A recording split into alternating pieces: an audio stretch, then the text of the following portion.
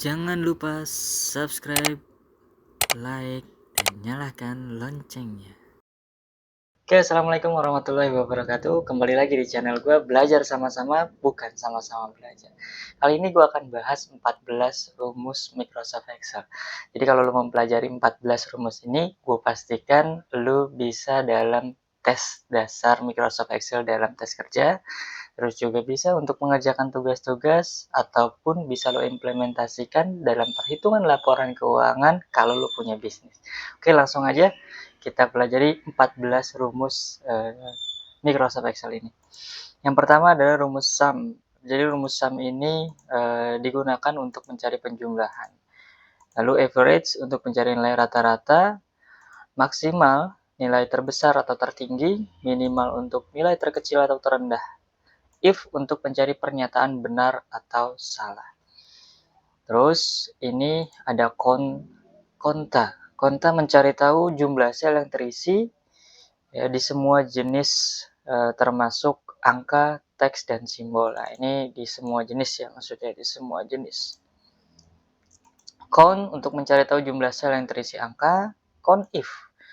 Jadi kalau count itu tadi untuk mencari tahu jumlah sel yang terisi angka, atau kalau konta terisi semua jenis yang ada di dalam sel tersebut. Nah, kalau count if, jadi kalau count if itu untuk menghitung jumlah sel yang memiliki kriteria tertentu. Kalau sum if untuk menjumlahkan data dengan kriteria tertentu. Left memunculkan suatu varian atau string ya, karakter tertentu dari sisi kiri.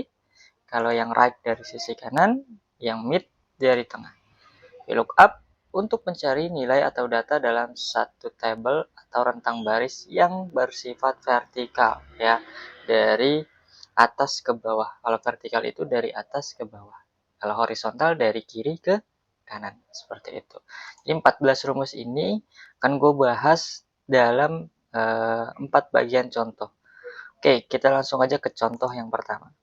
Jadi di sini ada contoh soal tentang nilai ya, tentang nilai.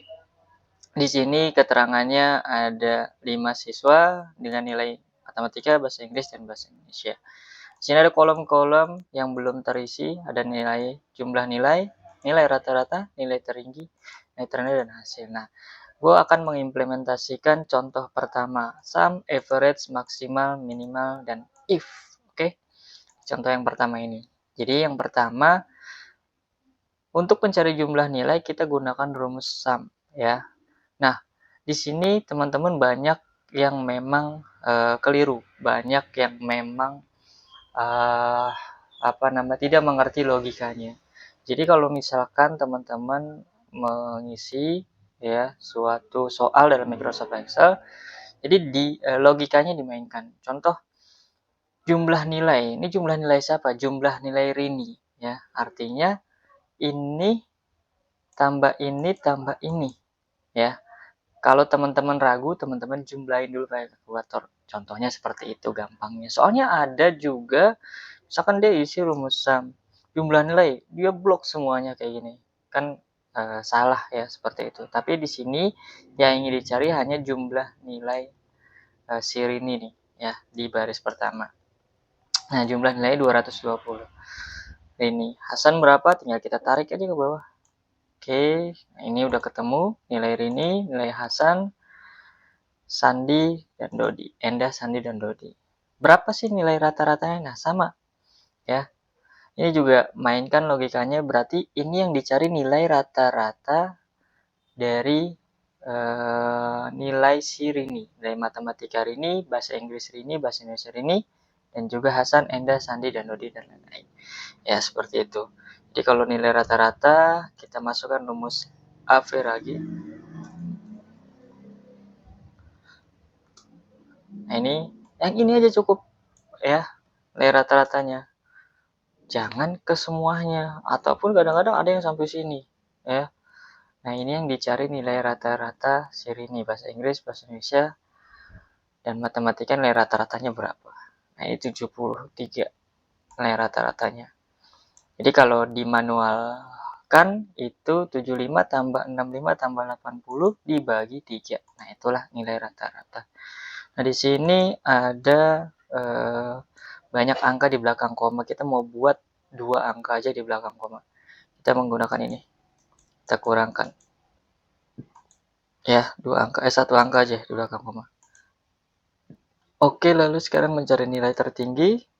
Rumusnya maksimal. Blok. Oke, 80.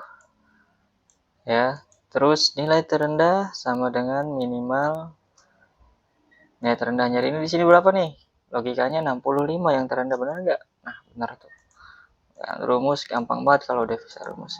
Nah, ini untuk mengisi kolom hasil gunakan rumus if. Syaratnya lulus nilai lebih dari 70 ya. Nah, ini maksudnya itu syaratnya nilai lebih dari 70 itu lulus, maksudnya itu. Kita ubah dulu nih. Syarat nilai lebih dari 70 itu lulus, di bawah 70 tidak lulus. Berarti sama dengan syarat nilai rata-rata yang dicari. Di sini nilai rata-rata. Nilai rata-rata lebih dari 70 maka dia lulus. Nah, kalau kita lihat dulu di sini. Yang nggak lulus siapa nih dari nilai rata-rata ini? Kalau kita hitung manual ya. Berarti ini yang nggak lulus si Sandi. Benar nggak nih si Sandi nggak lulus? Kita coba implementasikan menggunakan rumus if. If sama dengan nilai rata-rata. Jadi if itu jika nilai rata-rata lebih dari 70, maka ini gunakan lulus. Nah, kita langsung titik koma aja. Ini value if false ya. Kalau yang enggak kurang dari 70 itu tidak lulus. Oke. Hup. Nah, benar ya rumusnya ya. Tidak lulus. Itu. Jadi untuk mengisi rumus-rumus dasar sum, average, maksimal, minimal, gunakan logikanya teman-teman. Ya, jadi kadang-kadang ada yang mengisi itu tidak menggunakan logika, makanya pada saat implementasi rumus itu dia salah. Seperti itu. Ya, lalu selanjutnya kita masuk ke contoh kedua ya. Kita akan menggunakan rumus konta, if dan sum if. Ini rumus contoh kedua. Jadi di sini ada contoh, ada nama konsumen, nama barang, jumlah barang yang keluar.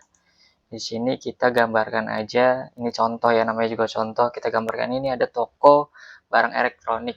Nah, di sini gua cuma masukin 2 kategori barang.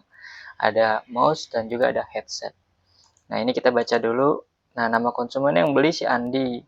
Dia beli barang itu mouse. Nah, jumlah keluarnya itu barangnya 10. Dia beli 10 mouse. Kalau si Arif beli headset, dia beli 15 headset. Kalau mau si Ilham beli mouse, barang keluarnya 16 ya. Ferry beli headset 20, Dodi beli mouse 30. Seperti itu. Ya, ini kita mau menggunakan rumus count if ya, dan juga sum if, lalu count dan konta. Jadi count if itu untuk mencari jumlah barang ya.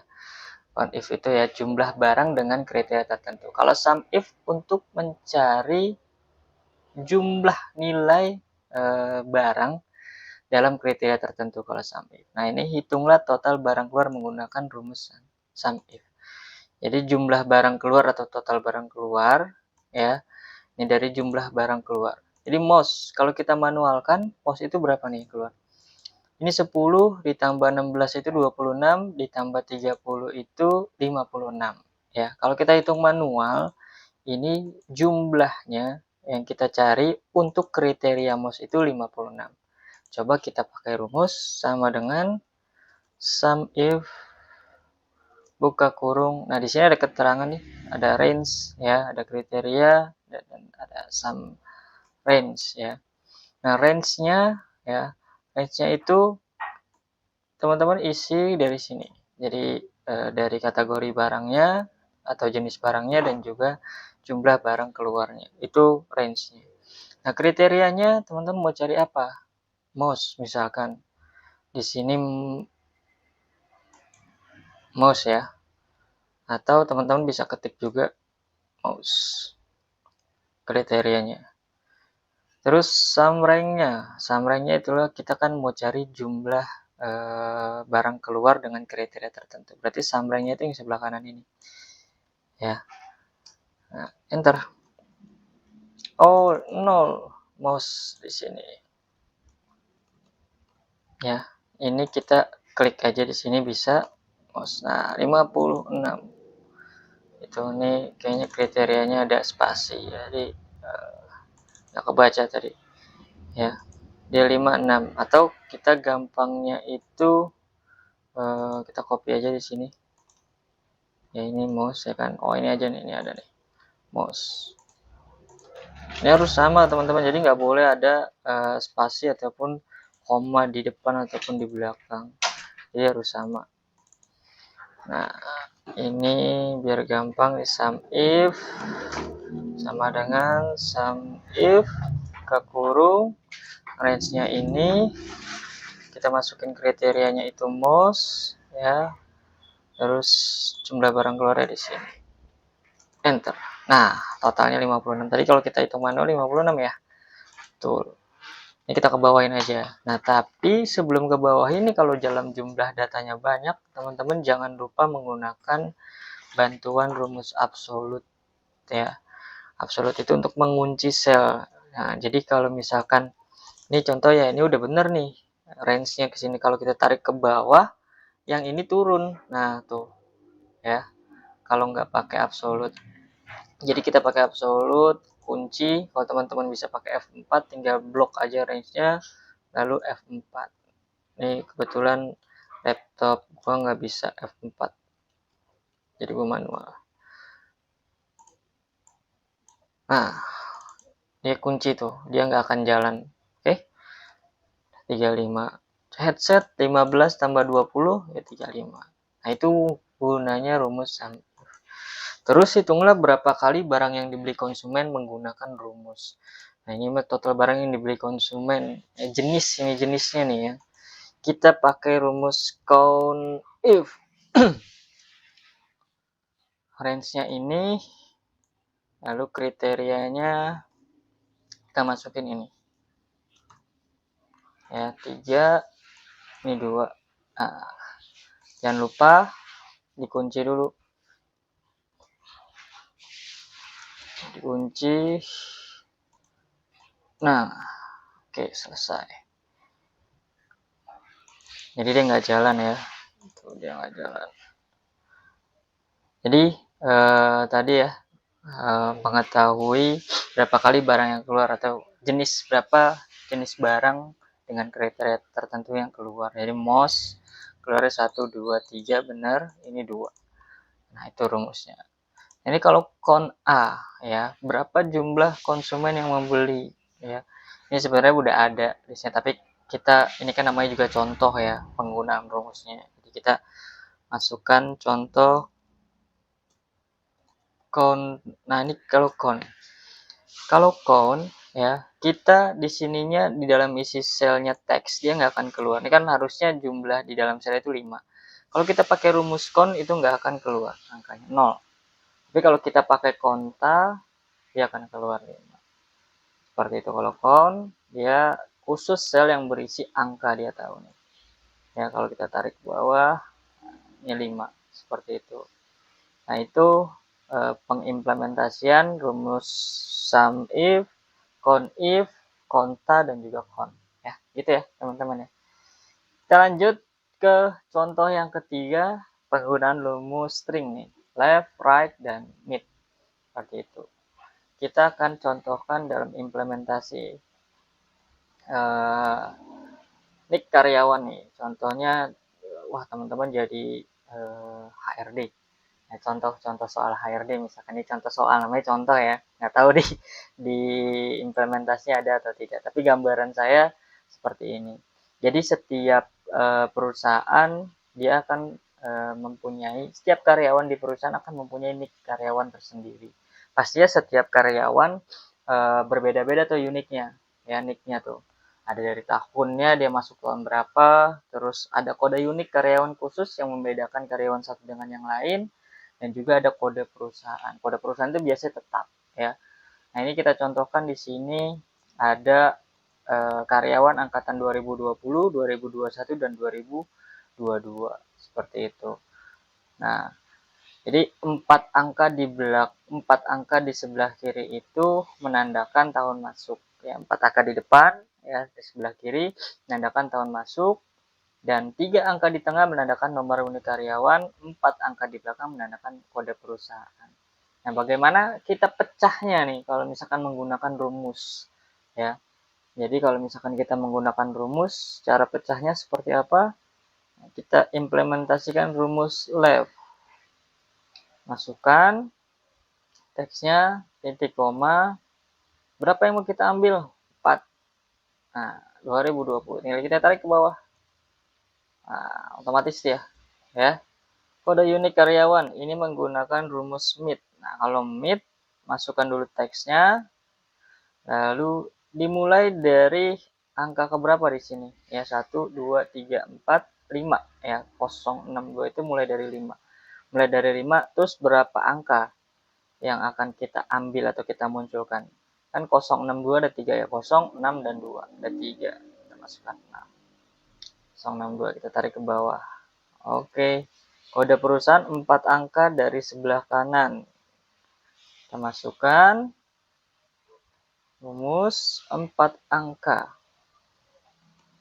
Nah, 4. Tarik kanan.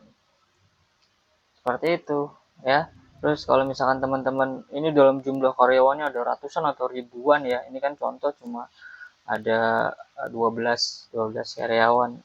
Ini kan contoh aja ya. Kalau karyawan ribuan, teman-teman bisa cari tuh berapa sih angkatan 2020 karyawan yang masuk tuh. Nah, ini kita pakai apa tadi rumusnya? Count. Nah, dengan kriteria tertentu. Count if range-nya ini ya. Terus kriterianya 2020. Ada 4. 2020, 2002, 3, 4. Nah, benar tuh. Ya, kita kunci dulu nih menggunakan rumus absolut. Kita tanda dolar ya. Kita kunci selnya. 2021 juga 4, 2022 juga 4. Nah, itulah mengimplementasikan rumus stringnya ya. Ada left, ada mid, ada right. Seperti itu teman-teman. Lalu di contoh 4. Nah, contoh 4 ini kita akan membahas rumus VLOOKUP dan juga HLOOKUP. Nah, di sini ada contoh tabel ya. Ada di sini kolom paket A dengan harga ini 50.000, A paket B 40.000, paket C 30.000. Nah, kalau HLOOKUP kita bedakannya, kalau HLOOKUP itu adalah horizontal dari kiri ke kanan, kalau VLOOKUP itu vertikal dari atas ke bawah. Seperti itu. Nah, ini kira-kira kolomnya dari atas ke bawah atau dari kiri ke kanan? Ya, atas ke bawah ya. Berarti kita menggunakan rumus vertikal. Ya, jadi di sini akan kita munculkan ini menggunakan rumus. Contoh, oh si Andi beli paket A, harganya 50.000 ya. Kita ambil sama dengan VLOOKUP. Ya, lookup value-nya paket A ini. Lalu table array-nya itu ini ya. Ini table array-nya. Lalu kolom keberapa sih yang mau kita munculkan? Ini kolom 1, kolom 2 ya. Berarti kolom paket ini kolom 1, kolom harga itu kolom 2. Kolom 2 yang akan kita munculkan.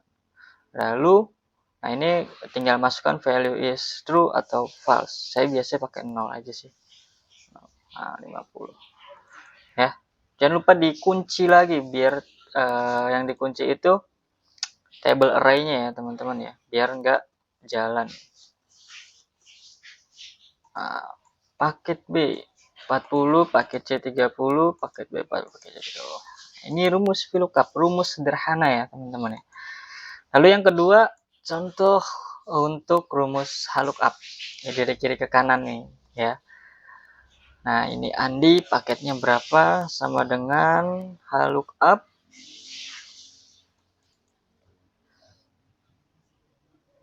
Lookup value-nya ini table array-nya tuh ini.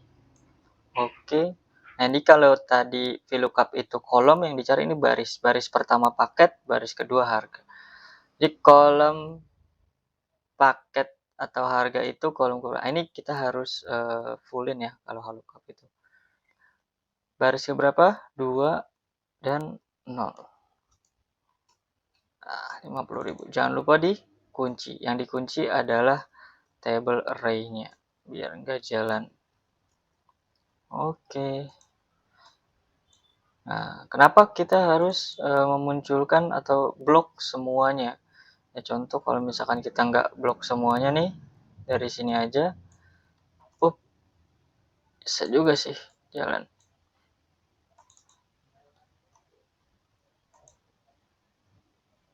Blok semuanya. Oke, teman-teman.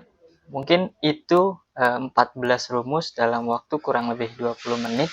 Teman-teman bisa pelajarin dalam video ini. Yang mudah-mudahan dengan rumus sederhana ini bisa menjadi pembelajaran buat teman-teman. Baik itu nanti untuk tes kerja, untuk mengerjakan soal dalam tugas kuliah, ataupun untuk diimplementasikan dalam bisnis dan juga usaha teman-teman. Yaitu. Jadi itu yang dibahas dalam video kali ini di channel gua. Belajar sama-sama, bukan sama-sama belajar. Tolong tulis di kolom komentar kira-kira apa lagi yang mau dibahas. Terima kasih. Belajar sama-sama.